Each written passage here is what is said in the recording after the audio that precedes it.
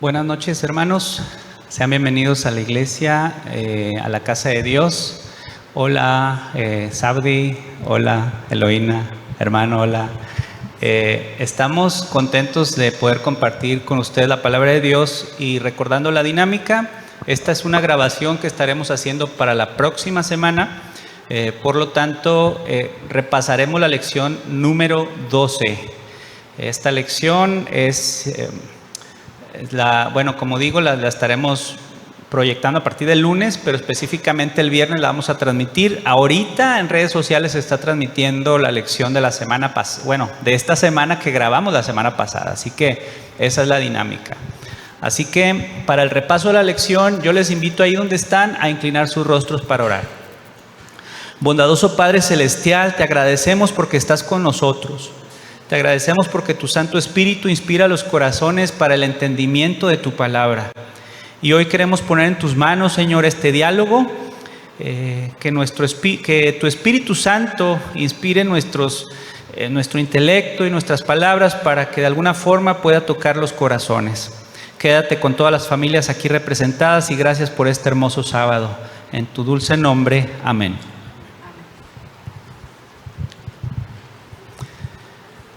¿Qué tal? Muy buenas noches. Estamos en una sección más, en un episodio más de este podcast, El Conversatorio, desde aquí de la Iglesia La Roca, y estamos repasando el folleto de Escuela Sabática. Estamos por terminar este folleto interesante y desafiante folleto que habla sobre el mensaje angelical de los tres ángeles. Pero hoy estaremos platicando de la lección número 12, que lleva un título muy especial. Pero antes de avanzar, quiero presentar a quienes tengo aquí a mi lado. Yo quiero iniciar presentando a mi lado izquierdo está. ¿Te puedes presentar? Magda Reyes, y es un gusto compartir este espacio aquí con Memo y con Taves. Bueno, ya lo presentó Magda, pero Memo, ¿te puedes volver a presentar tu nombre completo? Claro que sí, con gusto. Soy Guillermo Gibran Pensado Montejo y estoy aquí también contento, al igual que ustedes, compartiendo esta importante lección. Así es, y un servidor, Francisco Blanco, que vuelvo a repetir que siempre es un gozo estar dialogando esta serie de temas que son importantes para nuestra formación espiritual. El sello de Dios y la marca de la bestia es un título desafiante en sí mismo, pero es interesante también que es la segunda parte, así es de que tenemos que rescatar de nuestra memoria algunas imágenes que nos dejó la lección anterior. Yo quiero iniciar lanzando un concepto que para muchos tal vez pueda sonar, tal vez con miedo o con escozor, que es el concepto de persecución.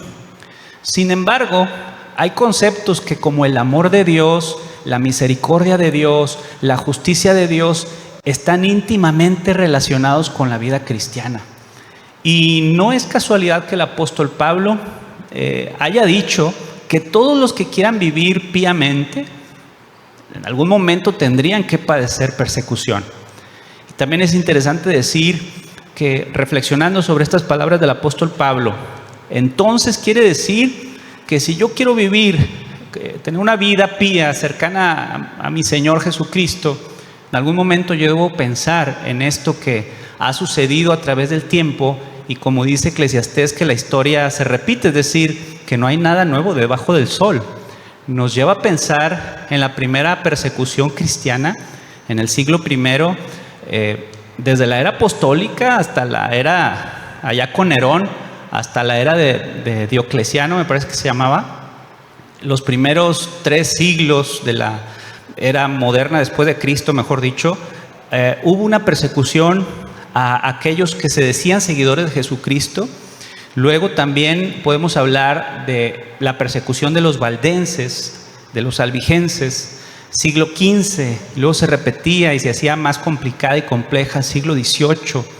Podemos hablar también de la persecución que derivó de la Revolución Francesa, que eran todos los que querían aferrarse a la creencia cristiana contra el ateísmo que entró en torno al siglo XVIII con todas estas nuevas formas de pensamiento que involucraba la Revolución Francesa, y más persecuciones dentro del cristianismo. Entonces, como dice Eclesiastés, no hay nada nuevo bajo el sol, es decir, nos lleva a pensar que la historia se repite y que se va a repetir este periodo de persecución. Y la persecución que quisiéramos aquí mencionar tiene que ver con la oposición de dos sistemas que hacia el tiempo del fin el libro de Apocalipsis presenta, y que es precisamente lo que vamos a estar estudiando, y vamos a entender o a terminar de entender a qué se refiere la marca de la bestia. Pero para entender qué es la marca de la bestia, tenemos que hablar primero de que esa bestia fue herida, y la herida que recibió fue una herida de muerte. ¿No es cierto, Magda? Sí, así es. Bueno, sí, fue una herida de muerte. Vamos a hacer algo de historia, sí, porque sé que aquí en el siglo IV el emperador Constantino legalizó el cristianismo en todo el Imperio Romano. Sí, en el año 330 después de Cristo, Constantino dejó vacío ese liderazgo. Entonces el Papa tomó ese lugar. Sí, y no solamente fue reconocido como un poder religioso fuerte, sino también, dice que también como un reconocido por una fuerza política en Europa. Ok, sí. Y eso es interesante. Dice, en el 538 después de Cristo, Justiniano, emperador romano pagano, concedió oficialmente al obispo de Roma el rol de defensor de la fe, o sea, que le dio poder civil. Ok, le dio poder civil. Desde el 538 hasta 1798, la iglesia medieval ejerció una terrible persecución, así como lo comentaste en la introducción. Apocalipsis 13:5 dice, se le dio autoridad para actuar 42 meses. ¿A quién se le dio esa autoridad? A la bestia. Sí, se le dio esa autoridad. Y entendemos en los tiempos, profecía de tiempo simbólico, que un día profético equivale a un año literal. Son 42 meses que se le dieron, 42 multiplicados por 360 días por año, serían 1260 días proféticos o años literales. Así es. Sí, fue mucho tiempo. Y esa persecución fue pues terrible, fue terrible. Pero después, en el 2 de febrero de 1798, el general Berthier, tal vez, apresó al Papa Pío VI. ¿Sí? Leí algo que un escritor, George Trevor, dice que cuando llegaron le pidieron al Papa que entregara el gobierno, ¿sí? Que el gobierno, él se rehusó, y dice que aquí que lo destituyeron del trono sin contemplación. Fíjate. Entonces, ¿qué es la herida mortal? La herida mortal es quitarle el poder civil, ¿sí?, al papado. Es el papado. O sea, quien fue cautivo fue el papado. Sí, y aquí también nos dice en Apocalipsis 13:12, dice que la herida va a ser sanada. Y viene terrible. Sí, terrible. Ahí estás hablando de un periodo de tiempo que se maneja en la Biblia de varias formas, ¿no?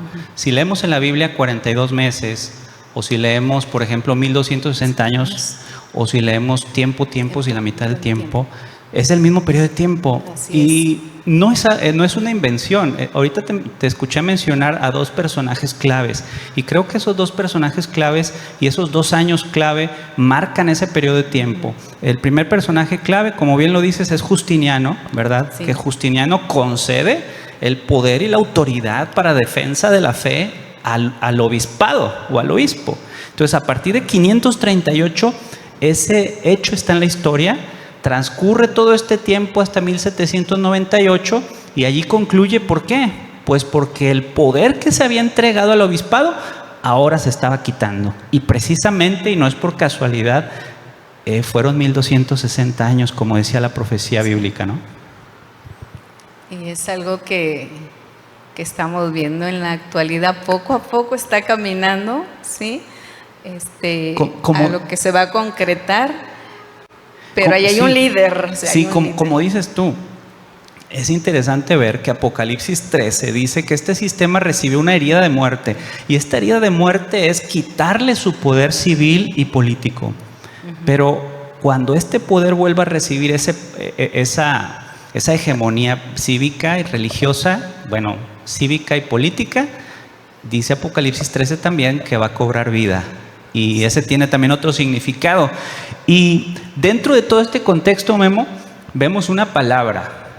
Estamos hablando de persecución, estamos hablando de entregar el poder a algo que Satanás iba a controlar como un sistema que iba a estar en contra de la voluntad de Dios aquí en la tierra, pero ese sistema iba a tener algunas características apóstatas. ¿Qué nos puedes platicar sobre la apostasía? Claro, esa es la parte del lunes, y está muy interesante porque, como ya he platicado en algunas otras ocasiones contigo, me gustan mucho los conceptos. Entonces, me busqué la palabra apóstata en la Real Academia Española, y viene de unos prefijos según la etimología. Apo es aparte o fuera, y istanai es poner o estar de pie. Vamos a decir que es una persona rebelde, que se para o se pone aparte, ¿sí? O bien alguien que renuncia a la fe de Jesús en el ámbito religioso. Alguien que renuncia a la fe está apostatando, o que abandona la fe en sí. Okay. Y está interesante porque hay que entender lo que dice la cita bíblica que menciona aquí, que es 2 de Tesalonicenses 2, y me voy a permitir leerla para ir desglosando cuáles son esas características que van a ver de manera previa a la venida de nuestro Señor Jesucristo. Porque aquí menciona desde el capítulo 2, desde el versículo 3, pero en el versículo 1, si usted nos acompaña también ahí con su Biblia, 2 de Tesalonicenses capítulo 2, dice el versículo 1, con respecto a la venida de nuestro Señor Jesucristo, y luego me paso al versículo 3, me dice lo siguiente, vienen las características de cómo se va a ir formando este poder, o qué características va a tener, y es importante irlas reconociendo para estar atentos y advertidos, ¿no? Y menciona, nadie os engañe de ninguna manera, pues no vendrá, ¿qué cosa? La segunda venida de nuestro Señor Jesucristo, sin que antes venga la apostasía. Primera característica. Apostasía, pues ya dijimos la definición, ¿no? Y se manifieste el hombre de pecado. Y sigue diciendo, el hijo de perdición. Este hombre de pecado sigue mencionando aquí la descripción de esta parte de la lección, habla acerca de ese poder que va a tener la característica de apóstata, que en algún momento en el tiempo surge de la iglesia cristiana primitiva y empieza a apostatar. ¿Qué quiere decir? Empieza a dejar la fe y se empieza a corromper. Y se le llama hombre de pecado y hijo de perdición. Y sigue diciendo, el cual se opone y se levanta contra todo lo que se llama Dios. Eso es parte de la apostasía, ¿no? Una apostasía, yo dejo la fe, entonces la fe es seguir a Dios. Lo contrario sería no seguir a Dios o estar en contra de Él, ¿no? Entonces menciona ahí, se opone y se levanta contra todo lo que se llama Dios y es objeto de culto. Otra característica dice, tanto que eso es algo muy atrevido, ¿no? Demasiado atrevido y muy fuerte, al menos para mí, que dice que se sienta en el templo de Dios como Dios, haciéndose pasar por Dios. Entonces esas características las podemos ir armando como un rompecabezas y ir descifrando quién tiene esa característica, ¿no? Y es muy interesante porque también ahí habla acerca de esa bestia, ¿no? Y la compara con 3 citas importantes que desglosan, no nada más Pablo en la parte de 2 de Tesalonicenses, sino que coincide también, tal vez hermana Magda, con Daniel 7. En Daniel 7 menciona acerca del cuerno pequeño, que ya fuimos estudiando en la lección pasada, ¿no? Cuerno pequeño. Y es lo mismo que la bestia de 7 cabezas y 10 cuernos que menciona Apocalipsis 13 y 14. Estamos hablando cuerno pequeño de Daniel 7, luego Juan en Apocalipsis menciona esa bestia Y también hay otra característica que menciona aquí también Pablo en 2 Tesalonicenses. Si nos brincamos al versículo 9, dice: el advenimiento de este impío, menciona aquí en esta versión, pero en otras versiones dice inicuo. No lo confundamos con inocuo. Inocuo es algo que puedo consumir o que no me va a hacer ningún daño si lo consumo, ¿verdad? No, inicuo es diferente. Inicuo es algo que es, por así decirlo, como apóstata o fuera del lugar, que inclusive o rebelde o algo que es desigual, lleno de pecado, inmoral, injusto, desequilibrado, y que en su momento, por todas esas características, llega a ser hostil, inclusive malévolo. Entonces, el cuerno pequeño de Daniel 7, la característica que menciona Apocalipsis 3 y 14, de esa bestia que pareció un leopardo y con 7 cuernos, y también ese hombre de pecado, ese hijo de perdición y ese inicuo, es el mismo que mencionan con diferencia de tiempo Daniel, Juan y Pablo también en este libro. Y es muy interesante saber esto, y también marca una conclusión en el comentario bíblico adventista, que también me pareció muy interesante, y menciona, después de estudiar todo esto, dice que una comparación con la profecía de Daniel acerca del poder blasfemo sucesor de la Roma pagana, y sigue mencionando de la bestia que ya les comenté, y al final menciona que esto lleva a la conclusión de que Daniel, Pablo y Juan están hablando del mismo poder, a saber, el papado. Y eso es lo que menciona esta parte, que es importante que nosotros definamos bien cuáles son esas características para no ser engañados. ¿Sabes qué me sorprende de lo que acabas de comentar, Memo?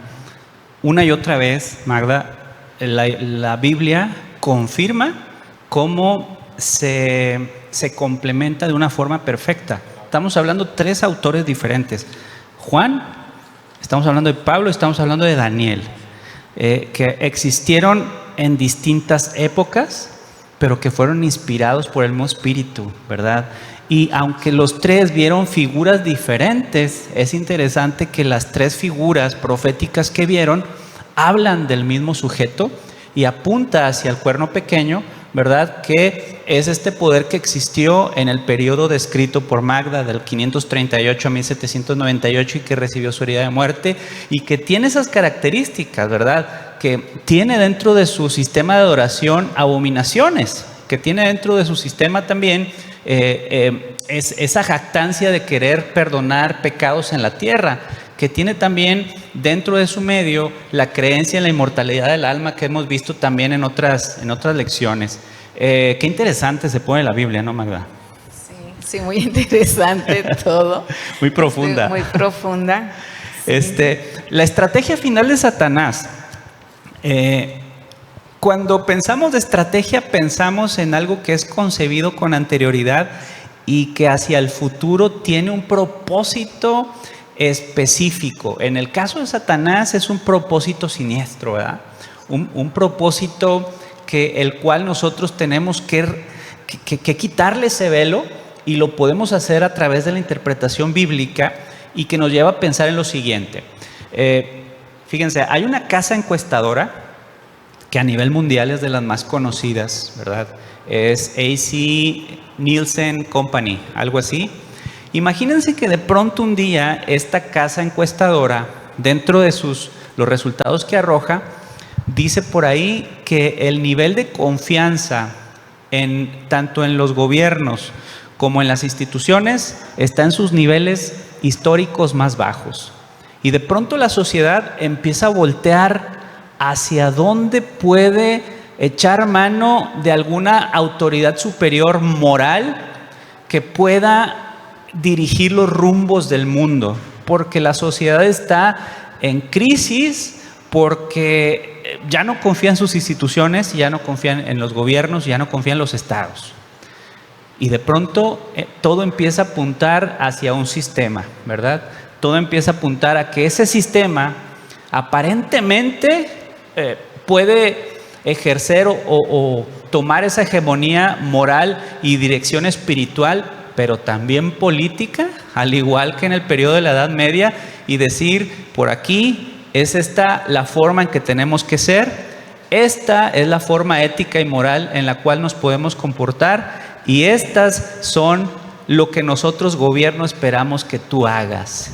Y entre esas cosas se me ocurre una declaración de un conocido personaje dentro de la Iglesia Popular que dijo que la observancia del domingo es como hablar de la libertad de las personas. Fíjate esta declaración. Cuando nosotros sabemos que bíblicamente la Biblia en ningún momento invita a guardar el domingo, invita a guardar el sábado como día de reposo. Si nos vamos, ahí quienes nos están viendo en sus casas, Apocalipsis 17, del 12 al 14, podemos encontrar o sacar algunas ideas que hoy quiero platicar con ustedes sobre este tema que estamos hablando, de este falso sistema de adoración. La primera idea es que los poderes políticos entregan o dan su autoridad a esa bestia de la que estamos hablando. Lo segundo es que una vez que los poderes políticos y la autoridad de la bestia están confabulados, van y hacen guerra contra Jesús, que es el Cordero, y contra los seguidores del Cordero. Pero número 3, también este pasaje menciona que al final el Cordero les vencerá. Y por lo tanto, los seguidores del Cordero van a ser victoriosos igual que el Cordero. ¿Y cuál es entonces la estrategia que enmarca Satanás dentro de todo este contexto? Bueno, la estrategia, vuelvo a citar Eclesiastés, no hay nada nuevo debajo del sol, la historia se repite. Hace muchos años, no tanto como podríamos pensar, pero el siglo III aproximadamente, siglo III, siglo IV, Constantino vio que si unificaba el poder político civil, con el poder religioso, él podría quitarse muchos problemas dentro de la comunidad y de la sociedad. Lo hizo así. Después, al momento de Constantino querer unificar el imperio, la iglesia, que fue convidada a compartir ese poder, quería convertir a sus adeptos en esa creencia que ellos tenían. Número 3, cuando se da esta unión, se dan cuenta que podían hacer un consenso, que podrían encontrar un punto en común respecto a la adoración del día. Y el paganismo ya tenía el día domingo como la adoración del sol, y se propone este día en sustitución del sábado bíblico para hacer ese consenso que no es bíblico y poner como un decreto, un edicto, que este fuera a partir de allí el día que se iba a guardar o respetar o adorar. Más adelante hay un sistema, este sistema religioso que recibe el poder, empieza a perseguir a aquellos que no comulgaban con sus ideas. Ese falso sistema decía que, por ejemplo, si tú pagabas más indulgencias, el muerto o tu papá o tu familiar que había fallecido podría obtener el perdón si tú aquí en la tierra pagabas. Ese tipo de cosas decían aquí en la tierra, y había un grupo de personas que no creían eso, y ante esas personas se iba y se les perseguía. Más adelante, este grupo de personas que habían sido oprimidas, que tenía la verdad y que estaban siendo perseguidas por el falso sistema religioso, Dios, y esto está en Apocalipsis capítulo 12, Dios a su iglesia le da las 2 alas del águila. ¿Para qué? Para que escape al desierto, donde fue sustentado durante un periodo de tiempo. De la misma manera, Magda, Memo, hermanos, la historia se va a repetir. Pero de la misma manera que Dios presentó una alternativa para sustentar poderosamente a su iglesia, de esa misma manera va a proveer también una opción para salvar a su pueblo, para proteger a su pueblo. Una vez sellado su pueblo, va a estar listo para tomarlos y llevarlos a vivir en las nubes de los cielos con Él también. Entonces, fíjense todo este escenario, cómo nos lleva a algo que a veces se ve escabroso, pero al final tiene un gran escenario de bendición, ¿no? O sea, pensar que el Cordero vencerá y que podemos estar gozosos en el cielo no es poca cosa. Después queremos decir claramente la marca de la bestia, porque eso es uno de los temas principales de acá, ¿no, Magda? Sí, así es. Y pues todo lo que dijiste, pues Dios va al control. Y las cosas han sucedido porque Dios lo ha permitido. Así ¿sí? es. Leemos, si buscamos en Apocalipsis 14:9, dice: y el tercer ángel lo siguió diciendo a gran voz: si alguno adora a la bestia y a su imagen y recibe la marca en su frente o en su mano, en la frente o en la mano. ¿Por qué la frente, la mano? La frente simboliza la mente, la conciencia, la razón, el juicio, ¿sí? Y la mano simboliza hechos, acciones, ¿sí? Sí. Vamos a Deuteronomio 6:8, dice: y los atarás como una señal en tu mano y estarán como frontales entre tus ojos. ¿Quiénes? Los mandamientos, ¿sí? Entonces, el enemigo siempre está replicando lo que Dios dice, ¿verdad? Y siempre atacando. Pero vienen tiempos, yo creo que ni nos imaginamos el tiempo que viene, y está cerca, y será impuesta una marca de la bestia. ¿Y qué es la marca de la bestia? Es la observancia del domingo impuesta por la ley como día de descanso. Es un falso día de descanso. La Biblia nos dice en Éxodo 28: acuérdate del sábado, del día de reposo, ¿sí? Y ese es el verdadero día de descanso. Voy a leer un pequeño párrafo que viene en el Conflicto de los Siglos, las páginas 443. Adelante. Dice: entonces, quienes transgreda el mandamiento de Dios para obedecer un precepto que no tiene mayor autoridad que la de Roma, honrará con ella al papado por encima de Dios. ¿Sí? Por encima de Dios. Seremos llamados para decidir, por eso dice en la frente. Si no es un número, no vamos a traer aquí un número o en la mente están las decisiones y las convicciones. Así es, vamos a decidir. Por eso dice que es la frente, la mente. Vamos a decidir si obedecemos los mandamientos de Dios o mandamientos de hombre. ¿Sí? Fíjate ¿Y quiénes los van a recibir? Los que transgredan. Pero ¿saben qué? Que la marca, así como el sello de Dios no es al instante ni la marca, porque nosotros decidimos con nuestras acciones en este tiempo, tal vez, Memo, lo que hacemos, cómo vivimos, eso nos va a decidir en el tiempo final, porque quienes piensan que cuando llegue ese momento, ay, sí, pues yo decido que sí, pero no, porque no hemos estado viviendo una vida piadosa, o la hemos estado viviendo. ¿Sí?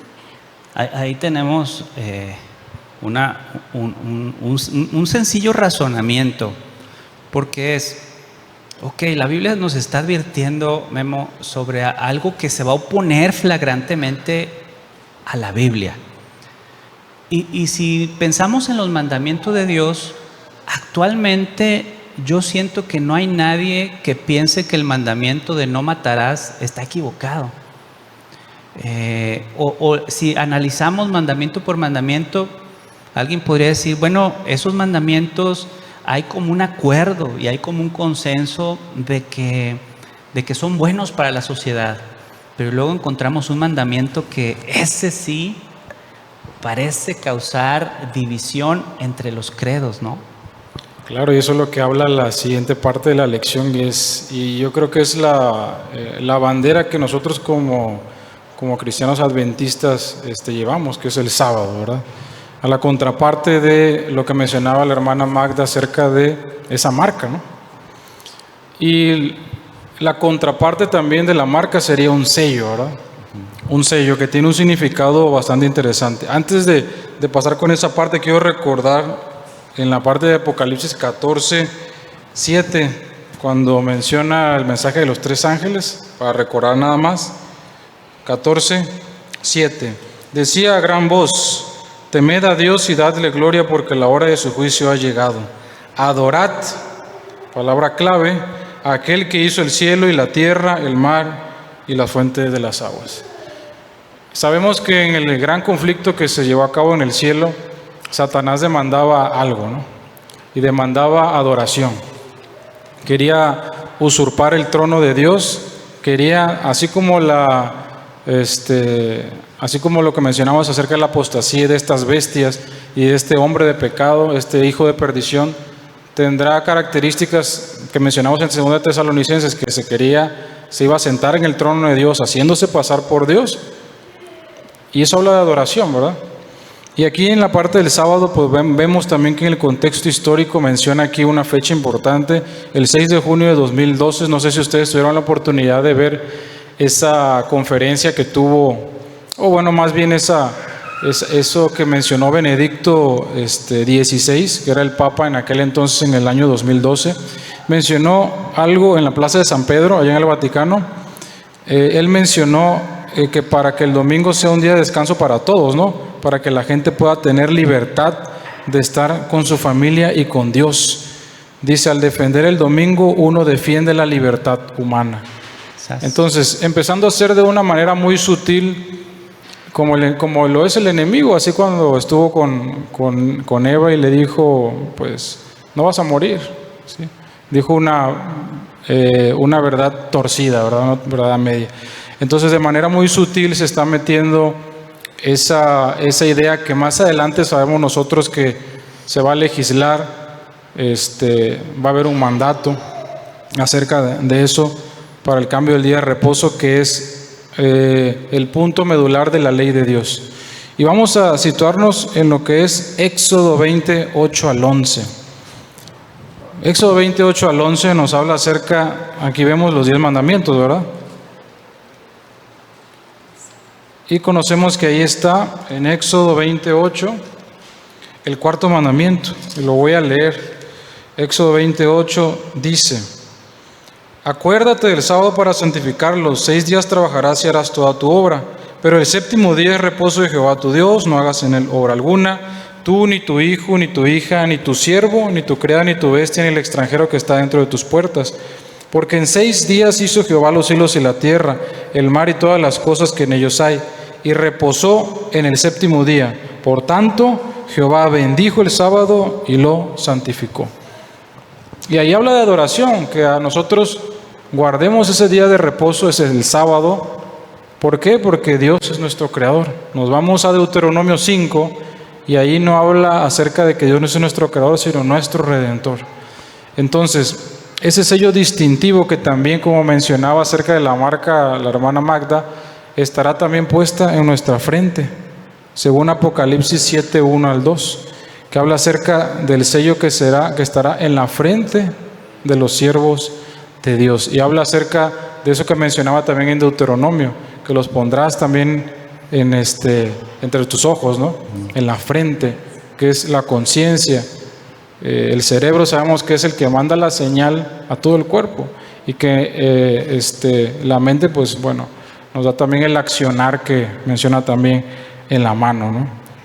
Y por tanto entendemos también en esa parte, según dice Apocalipsis 14, 12, dice: y no contristéis al Espíritu Santo de Dios, con el cual fuisteis sellados para el día de la redención. Esa prueba del sábado es algo muy importante que debemos entender en contraparte con lo que es la marca de la bestia.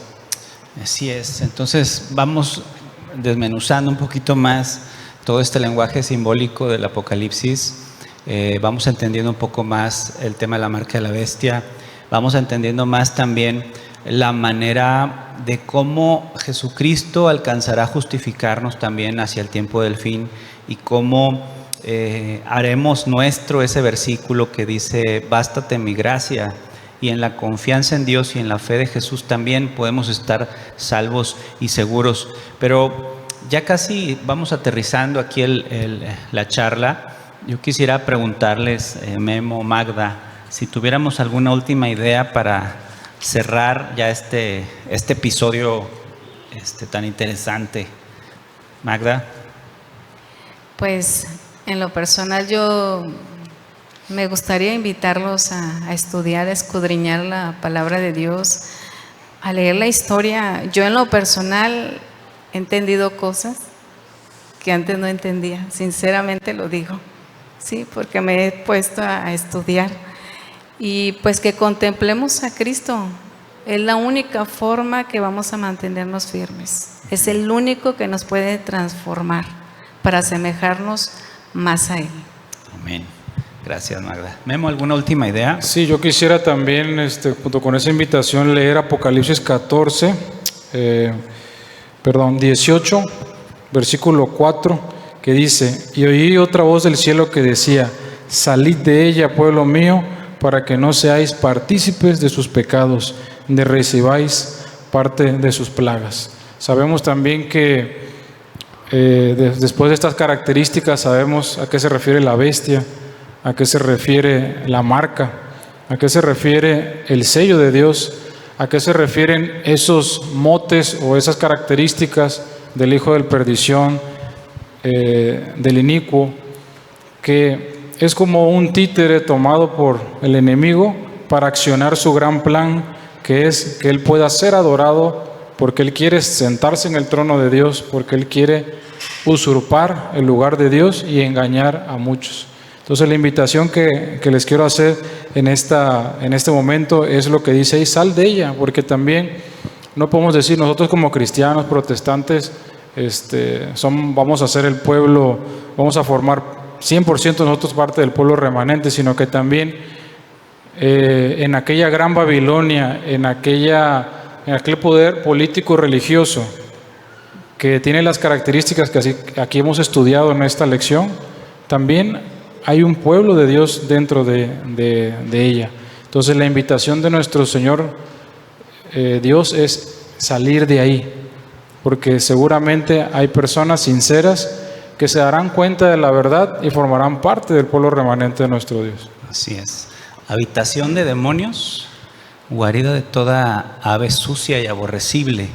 Yo no sé quién podría parecerle atractivo permanecer en Babilonia, pero para eso hay que entender qué es Babilonia. La última idea con la que yo me quedo es con la que inicié y me hizo mucho pensar el asunto de la persecución. Alguien podría cuestionar por qué no ha iniciado flagrantemente o abiertamente la persecución, siendo que el apóstol Pablo dice que todos los que quieran vivir piamente padecerán persecución. Bueno, aquí la reflexión es que debemos de llegar a pensar o debemos de reflexionar porque podemos estar dentro de una iglesia adormecida, dentro de esta iglesia cuya cualidad principal es la misma cualidad de la Odisea. Podemos estar dormidos, podemos estar en una iglesia que no soporta la verdad o que quiere aceptar verdades a medias o que tiene temor a decir también con convicción aquello que le parece políticamente incorrecto, aquella que está temerosa, aquella que está endeble. Y Dios no quiere esta iglesia.